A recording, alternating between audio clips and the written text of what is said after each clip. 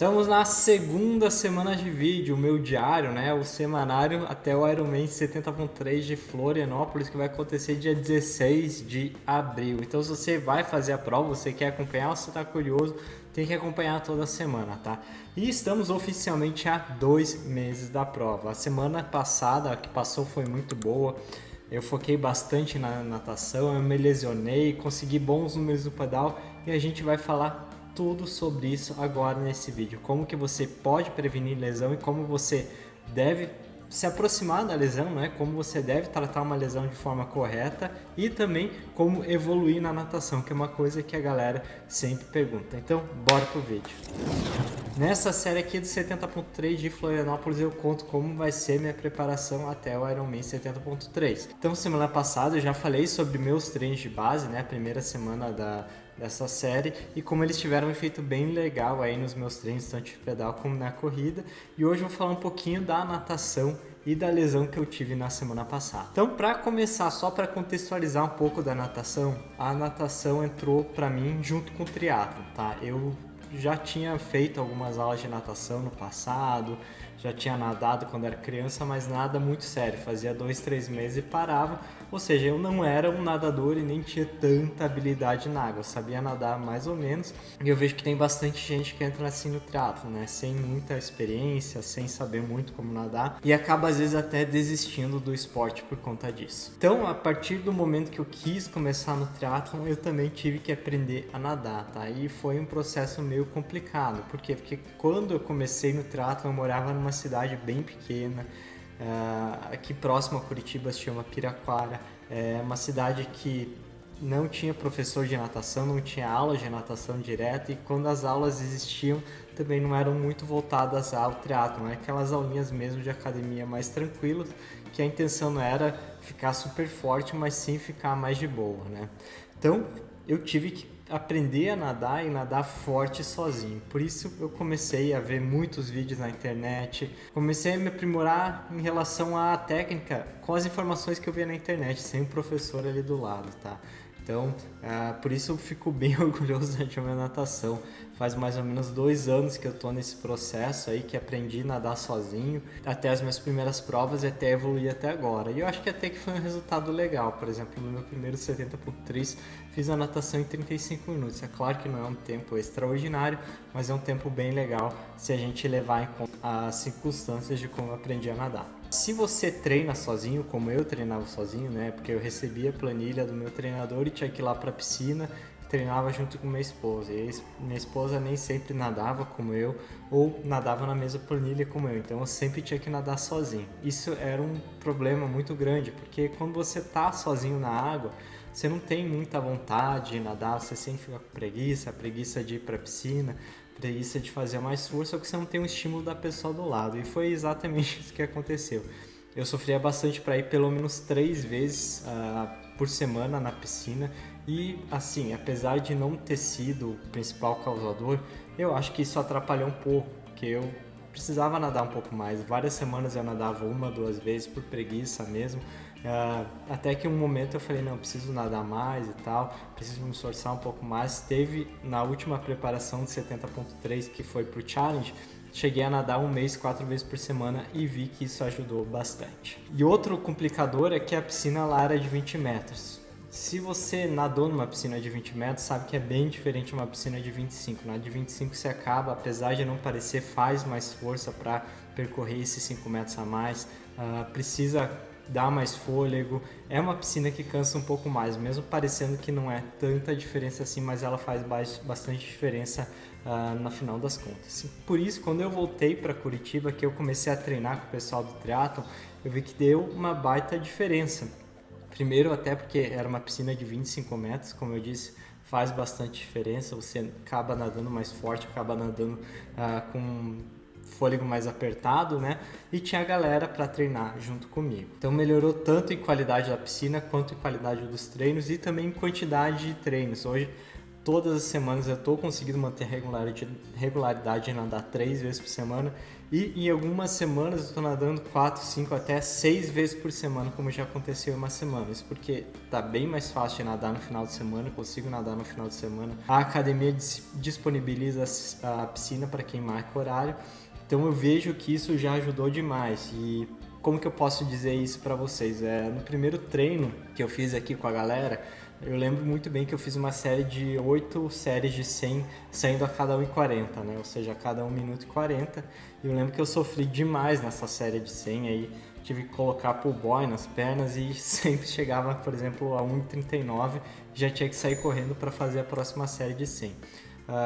Agora, no último treino que eu participei, a gente também fez uma série de 8 de 100, saindo a cada 1,40, e eu consegui fazer essa série sobrando aí, chegando a cada 1,30 sem material. Então eu vi que nesse 1 mês e meio mais ou menos que eu tô aqui em Curitiba treinando com a galera, fez uma baita diferença já no meu nado, e tô bem satisfeito, tô treinando mais e tô gostando mais de nadar com a galera. Então, se eu posso dar alguma lição, se você pode até aprender algo em relação a isso, é algumas coisas, né? Sempre que possível, nade com os outros, mas se você não puder nadar com os outros, também não é o fim do mundo, não quer dizer que você não vai evoluir.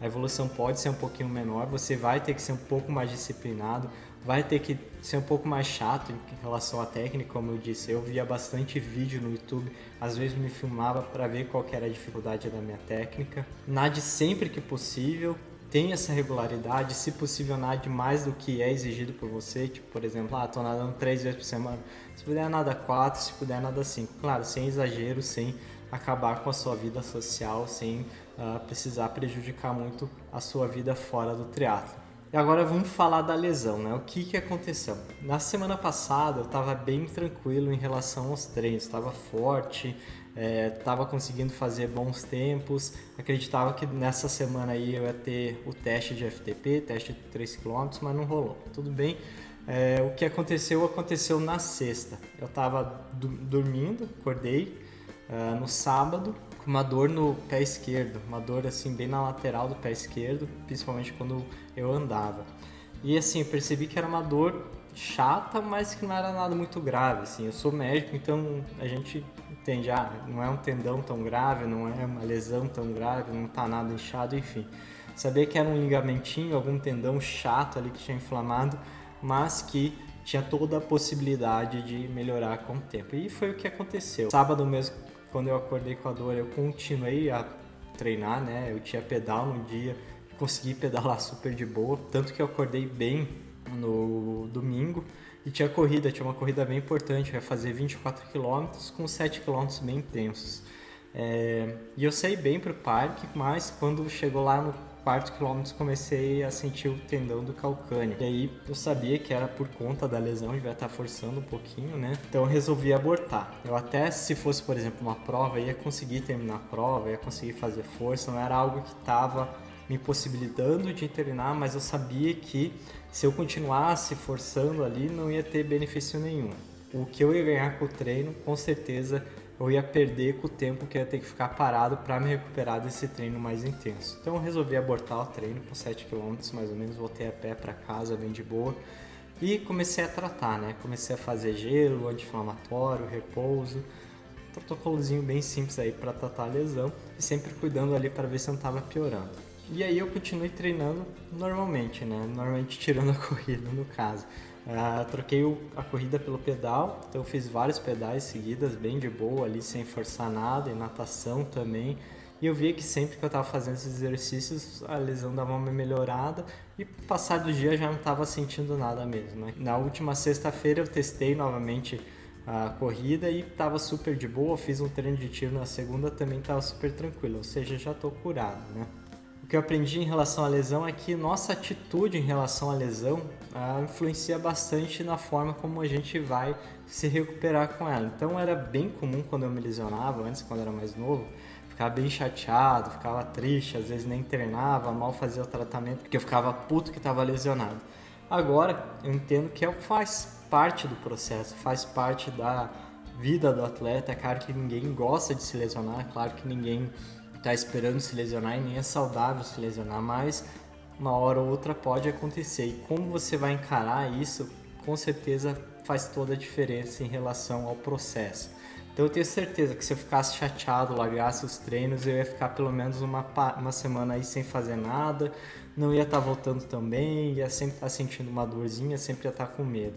Então se você está lesionado, tenta encarar de forma mais positiva. Pô, entenda que faz parte do processo, não fique chateado, não é o fim do mundo. A maioria das lesões, às vezes você com um tratamento mais tranquilo já resolve elas de cara ali, fácil. Claro, sempre se você tiver acompanhado um profissional, né, sempre faça isso, mas vale a pena sempre ter essa atitude positiva. A gente hoje sabe que a dor, ele tem vários mecanismos por trás, né, tem várias coisas que influenciam a dor, e eu tenho certeza que a sua atitude em relação à lesão, em relação à dor, faz toda a diferença nesse processo, tá? Se você está chateado, se você deixa de lado o tratamento, se você para de fazer tudo totalmente, com certeza o tempo de recuperação pode ser maior, com certeza vai acontecer de você largar o esporte, às vezes por uma coisa simples que poderia tratar aí de 2, 3 semanas se levasse um pouquinho mais a sério, um pouquinho mais de boa, não largasse tudo de uma vez. Então é esse o meu recado para essa semana. Semana que vem a gente vai ter o camp de carnaval, ou seja, a gente vai fazer várias atividades aí, vários treinos bem intensos junto com a galera. Quero filmar eles, vai ter pedal longo, um percurso mais difícil, vários treinos de tiro, natação, e eu quero documentar um pouco esse processo. O camp sempre é um período bem interessante na vida do atleta, que é bem intenso, que você pode ter muitos ganhos, mas também pode se machucar, né? Então tem que tomar cuidado, tem que aproveitar, tem que curtir, tem que se divertir, mas sempre com cuidado. Então eu vou mostrar como é que foi meu camp de carnaval na semana que vem. Então se você ainda não está inscrito, já se inscreve agora para não perder. E se tem alguma dúvida, não esquece de deixar o comentário ali embaixo. Valeu!